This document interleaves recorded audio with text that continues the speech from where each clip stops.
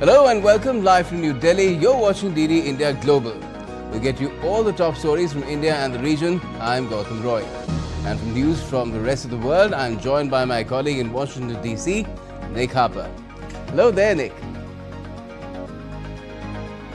Good morning, Gautam. It's 10 a.m. here in Washington. It's 3 in the afternoon across Central Europe. Coming up on the programme this morning, a major endorsement for US Vice President Kamala Harris. Will be live with our correspondent for the details. And Israeli Prime Minister Benjamin Netanyahu heads to Florida to meet with former President Donald Trump. But first, the headlines. Malicious acts of arson using incendiary devices disrupt high-speed train services in Paris on the day of the opening ceremony of the Olympic Games, causing chaos. Repairs and probe underway. US Vice President Kamala Harris crosses a huge milestone on her march to become the Democratic presidential nominee. Both Michelle and Barack Obama endorse her in a viral phone call video. And ChatGPT maker OpenAI unveils SearchGPT, its AI-powered search engine which is set to rival Google's Chrome and other similar platforms.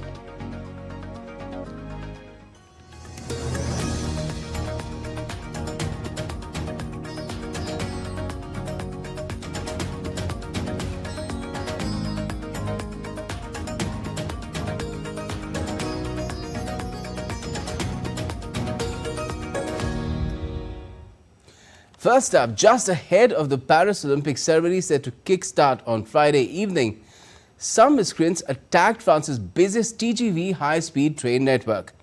This has caused enormous problems for commuters as they have to wait for hours with their luggage and the stations have got jam-packed. The massive attacks in a coordinated manner at different places paralyzed France. The state-owned railway officials said arsonists had damaged signal boxes along the lines connecting Paris with cities such as Lille in the north, Bordeaux in the west and Strasbourg in the east. However, security forces acted fast and an attempt on the Paris-Marseille line was foiled. Many trains have either been delayed or diverted. About 800,000 people are affected. The reasons and perpetrators are still unknown, even as the police and intelligence agencies are trying hard to get to the bottom of the entire incident. International Olympic Committee President Thomas Bach on Friday said that he had full confidence in the authorities after an attack by vandals targeting France's high-speed TGV rail network exposed security risks. Speaking ahead of the Paris Olympics opening ceremony, Bach said he had no concerns about the safety of the Games. And Ross Cullen joins us live from Paris on the incidents of arson and the grand event that is coming up on the River Seine. Good evening, Ross. What sort of an impact have these acts of arson had so far, especially where the Paris Games are concerned? Is the opening ceremony going ahead? The opening ceremony is going ahead. The mayor of Paris has said that they will have no impact on that opening ceremony. Now just 3.5 hours away, no French athletes are going to miss the opening ceremony because of any of the travel disruptions, according to the mayor of Paris. So in terms of the plan for this likely spectacular, unprecedented opening ceremony on a river taking place outside a stadium for the first time in Olympic history, that is still going to carry out and take place as planned. But in terms of other people who had hoped to come to Paris, those who were trying to leave Paris earlier to begin their summer vacation, 800,000 people impacted by this massive attack, this sabotage, arson, and also cutting of the cables, really impacting the normal running of France's high-speed rail network, particularly going to the east, the west and the south of the country, down to major cities like Bordeaux, major holiday areas like Brittany as well. Only one in four trains has been cancelled as well for the Eurostar that brings people from London to Paris, and they are going to be also impacted throughout this coming weekend. So there are major impacts likely to come still, although the railway traffic at stations like the one you can see behind me, the key southern railway hub in Paris, Gare Montparnasse, although the services there have now started to pick up again, there will not be a complete return to full service anytime soon. Okay, Ross. Now, have the authorities been able to determine who carried out these, what they've themselves called malicious acts? And how confident are they about holding an incident-free opening ceremony later in the evening? Because what we're hearing is that dark clouds have also seemed to gather. Yes, well, in terms of actually the weather, if we talk about the literal dark clouds, there is some worry about the weather because there could well be some rain later. It has been raining throughout the day here in Paris. It's started to dry up a little bit now. That would also put a literal dampener on the spectacular fireworks displays, the art and dance, the showcasing of French culture, and also the flotilla of boats, the 6-kilometre long route through the centre of the French capital, the route on the River Seine, on which there are going to be dozens of boats carrying the thousands of athletes in front of the hundreds of thousands of spectators in temporary stands lining the riverbank, hoping, though, the authorities that there will be a break in the weather and there could be a chance to see the sunset. They've deliberately timed the opening ceremony to have the most spectacular part of it just as the sun is beginning to set here in the summer evening in Paris. But in terms of that impact, they're saying there's going to have no impact on the opening ceremony, but certainly a lot of desperation, exasperation here among travellers. There was the director of the French railway network who came out to speak to members of the media about an hour ago, and he was saying it's really challenging to try to understand how this could happen, why this would happen, why someone would do this. We've had months of preparation to make sure that the rail network is ready, high-speed rail to get people to their holiday destinations, but also to bring people to the French capital for the Olympics. Today is the opening ceremony. Tomorrow are the first gold medal events, and they've had this massive attack and a huge disruption to the railway network. Well, bon chance to all the organisers and the people who are involved, the athletes themselves and all those coming to watch this spectacular event. And let's hope that everything goes well with it. Thanks for joining us for the moment, Ross Cullen. Now let's hear what the top boss of the IOC, the International Olympic Committee, Thomas Bach, had to say about the prospects of the opening ceremony being held safely and also the entire games. No, I don't have concern. We have full confidence in the French authorities. All the measures are being taken, and the French authorities are assisted by 180 other intelligence services around the world, and not only by information, some of them are even deploying their human resources, and so we have good reasons to have full confidence. And on the news of the arrest of a Russian national in France ahead of the Olympic Games, Russian spokesperson has said they had no information about this incident. Though the embassy had read about the curious information, there was no official communication. The arrested national is suspected of involvement in sabotaging the Olympic Games. We don't have any information. We have seen media reports. This is quite, so to speak, curious information regarding this case. In theory, our embassy should be informed. I hope that the information will be presented to them.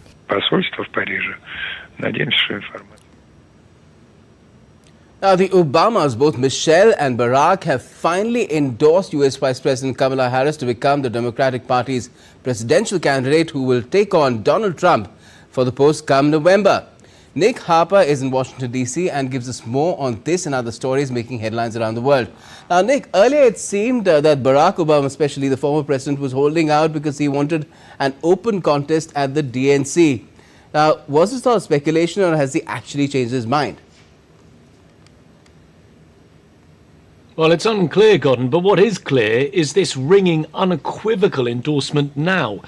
Former US President Barack Obama and his wife, Michelle, have endorsed Kamala Harris's bid for president in a roughly 1-minute-long video that captured a private phone call between the couple and the current vice president.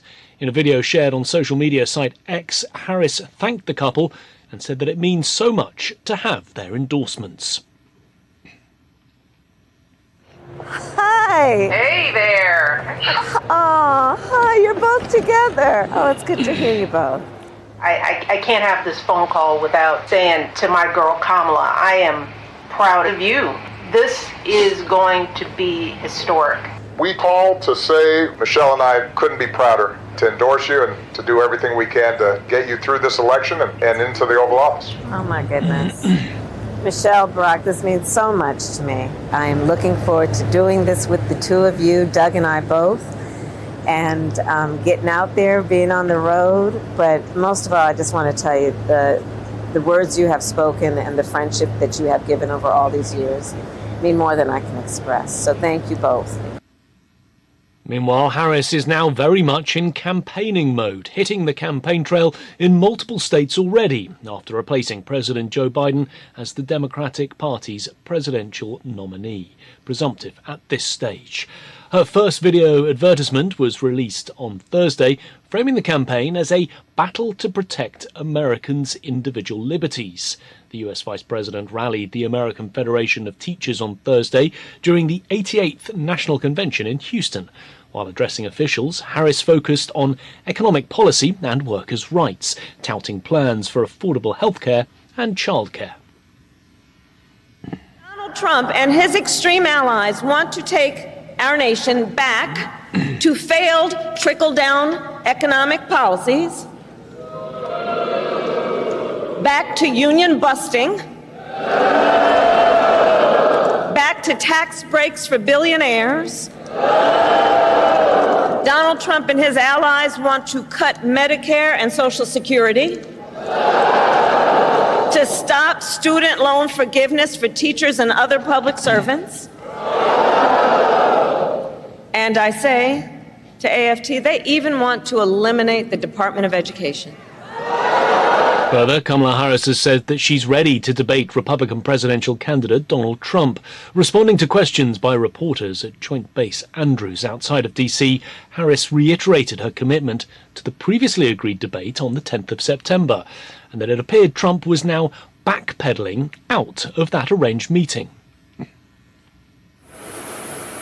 So many of you have been asking me about the debate, and I'll tell you, I'm ready to debate Donald Trump. I have agreed to the previously agreed upon September 10th debate. He agreed to that previously. Now it appears he's backpedaling, but I'm ready. And I think the voters deserve to see the split screen that exists in this race on a debate stage. And so I'm ready. Let's go. Well, to get more on all of this, and there's lots of news, we're joined by DD India's Mitch McCann from New York. Mitch, how significant is this endorsement from the Obamas? Well, Nick, it really was the only missing piece of the endorsement puzzle for Kamala Harris, now the presumptive nominee for the Democratic Party. Barack Obama has really cast himself as an elder statesman of the party, not wanting to become overly involved in choosing the nominees himself and wanting to remain somewhat impartial. And in recent days, he and his wife Michelle had been notable figures in holding back from any endorsement of Kamala Harris as a cascade of others rolled in to support her. You could argue the Obamas have already started campaigning for Harris by simply being involved in that phone call with her, because it was posted across social media this morning on her channels. Now, on that video, as you mentioned, Barack Obama said to Kamala Harris, "We called to say Michelle and I could not be prouder to endorse you and do everything we can to get you through this election and into the Oval Office." They also put out a statement a short time after that saying they would do, quote, "everything we can to elect Kamala Harris the next president of the United States." And they added, they hope that you'll join us, to their audience. So it is significant, and within 5.5 days, Nick, the Democrats have a new nominee, and they've been fast to coalesce right around Kamala Harris. And Mitch, let's turn to that Harris-Trump debate. How likely is it now that it's actually going to happen? Well, look, it's very unclear what's going to happen. It really is, it seems, up to Donald Trump at this stage. And before Kamala Harris was the presumptive nominee, Joe Biden and Donald Trump had agreed to another debate hosted by the ABC network here in the US on the 10th of September. And now it's unclear if that one's going to take place. As you mentioned, Kamala Harris told reporters outside Andrews Air Base that I agreed to previously the debate on September 10, and he agreed to that as well. Now it appears he's backpedaling, but I'm ready. And Donald Trump's campaign put out a statement yesterday as well, responding to this, saying it would be inappropriate to schedule things with Kamala Harris because Democrats very well could still change their minds since she's only the presumptive nominee. Donald Trump himself says he does want to debate Harris, but was non-committal as to when, and Kamala Harris hasn't confirmed if she's interested in the debate proposed by Fox News here in America. Thanks, Mitch. That was Mitch McCann joining us live from New York City. Well, next today, Israeli Prime Minister Benjamin Netanyahu will meet former US President and Republican Party nominee Donald Trump in Florida later on Friday. Trump earlier called for a quick end to the Israel-Hamas conflict. The meeting comes a day after Netanyahu met President Joe Biden and Trump's contender, Vice President Kamala Harris, here in Washington. Biden and Netanyahu are said to have discussed the ceasefire deal with Hamas, which, although proposed weeks ago, has not yet been agreed upon. Meanwhile, the White House says they are close to a Gaza ceasefire deal. In a meeting with the Israeli Prime Minister, President Biden expressed the need to close the remaining gaps and finalise the Gaza deal as soon as possible. There are gaps that remain, and our team continues to work with our counterparts in the region to see if we can't close those gaps. We believe that they are of a nature where they can be closed and that we can achieve a deal. But it's going to require, as it always does, some leadership, some compromise, and an effort to get there.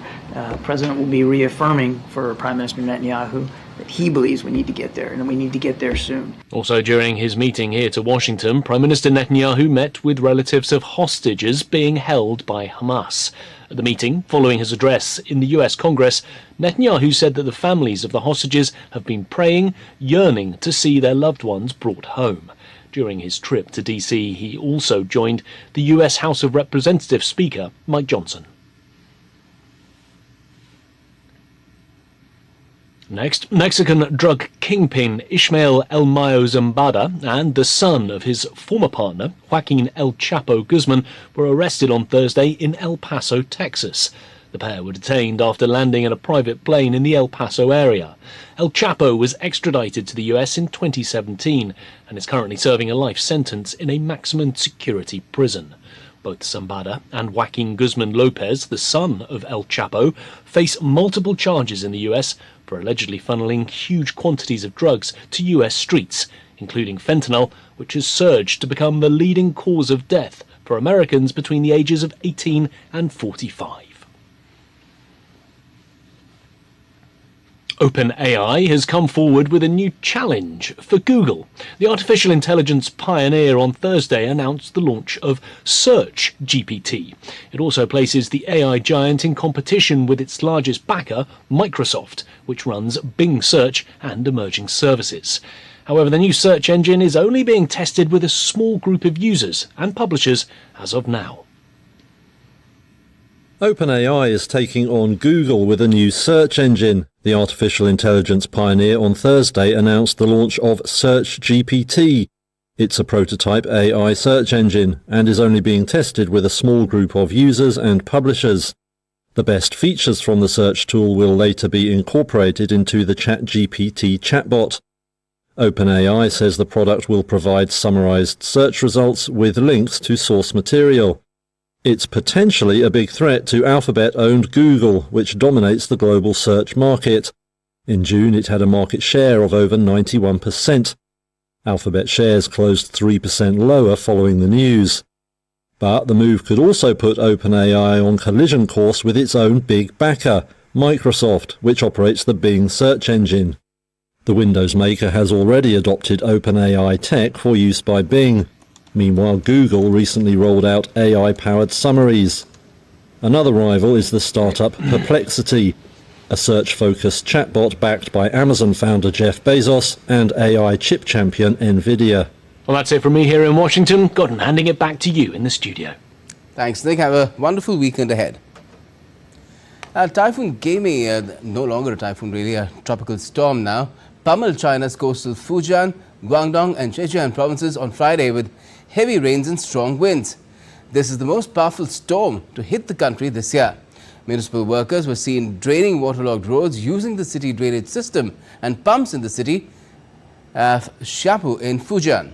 In Zhejiang, landslides caused by heavy rains were being cleared by front loaders. While Gaemi has been downgraded to a tropical storm because of lower wind speeds, its vast cloud bands remain a significant flood risk, particularly to rivers in central China already elevated due to summer rains. Now, China, Japan and New Zealand attended the post-ministerial conference on Friday held by the ASEAN group of countries in Vientiane, Laos. The conference is part of the ongoing ASEAN Foreign Ministers meeting. The progress of China-ASEAN cooperation was reviewed during the conference, where China claimed it was a solid progress despite few bottlenecks. Japan also reiterated the same sentiments, while New Zealand's Foreign Minister Winston Peters mentioned the issues of regional security of being critical importance. 2 more summits are scheduled for Saturday on key global issues. And India's External Affairs Minister Dr. S. Jaishankar participated in the ASEAN-India Foreign Ministers meeting in Vientiane, Laos on Friday as well. Speaking on the occasion, that is the opening session of the ASEAN-India Foreign Ministers meeting, Dr. Jaishankar said that the Association of Southeast Asian Nations, or ASEAN, is the cornerstone of India's Act East policy and its Indo-Pacific vision, adding that the political, economic and security cooperation with ASEAN is India's top priority.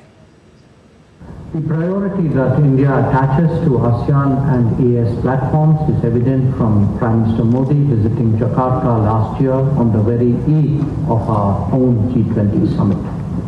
He had announced a 12-point plan that has been largely acted upon. For India, ASEAN is the cornerstone of its Act East policy and the Indo-Pacific vision that was thereafter built on it. For us, political, economic and security cooperation with ASEAN is of the utmost priority. So too are people-to-people linkages that we are constantly seeking to expand. On the occasion of the 25th anniversary of Kargil Vijay Diwas, or Victory Day, Prime Minister Narendra Modi paid tribute to the bravehearts who made the supreme sacrifice in the line of duty. In his speech at the Kargil War Memorial in Dras, the PM warned Pakistan, saying that our soldiers will crush terrorism with full force and that the enemy will receive a befitting reply. India's Prime Minister Narendra Modi from Kargil warned the neighbouring country Pakistan that its evil intentions would never succeed in India. He asserted that Indian soldiers would defeat Pakistan's strategy of fomenting terrorism and infiltrating borders. Pakistan ने अतीत में जितने भी दुष्प्रयास किए उसे मुंह की खानी पड़ी है, लेकिन पाकिस्तान ने अपने इतिहास से कुछ नहीं सीखा है।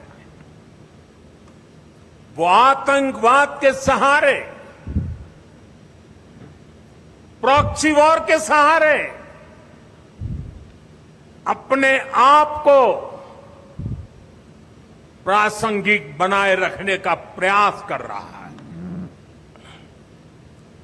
लेकिन आज जब मैं उस जगह से बोल रहा हूं जहां आतंक के आकाओं को मेरी आवाज सीधे सुनाई पड़ रही है, मैं आतंकवाद के इन सरपरस्तों को कहना चाहता हूं कि उनके नापाक मंसूबे कभी कामयाब नहीं होंगे। Prime Minister Modi also said that India is undergoing major reforms in all sectors, including its defence forces. He said that indigenous equipments are being given to the armed forces to reduce the dependence on any other country. Prime Minister Narendra Modi on this occasion also clarified doubts raised by the opposition parties about the Agnipath scheme. He said that the scheme aimed to smoothen the process of taking young people into the army at an early age. The scheme is not at all related to escaping a pension. Agnipath का लक्ष्य सेनाओं को युवा बनाना है, अग्निपथ का लक्ष्य सेनाओं को युद्ध के लिए निरंतर योग्य बनाए रखना है।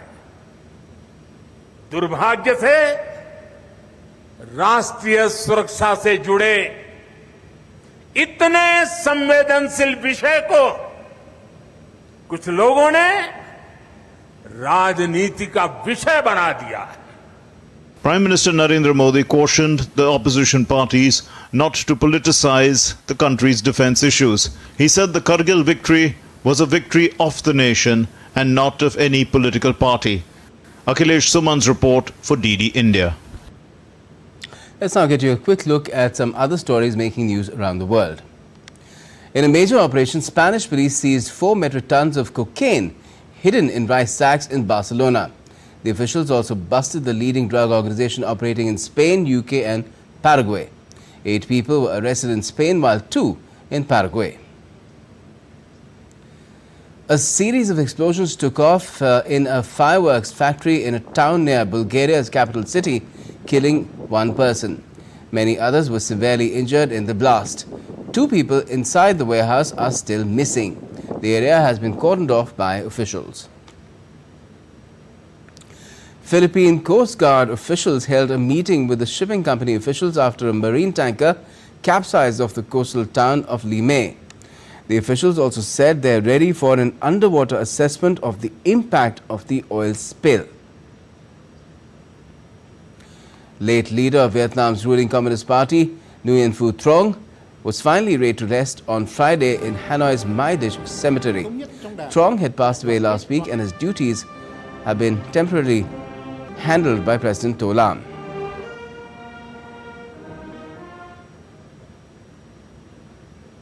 And back to Paris, the Olympic flame was carried by American hip-hop star Snoop Dogg in the last leg of the relay amid much fanfare. The rapper danced and waved to the excited crowd. The artist will also be one of the commentators for the Olympic Games that will conclude on the 11th of next month.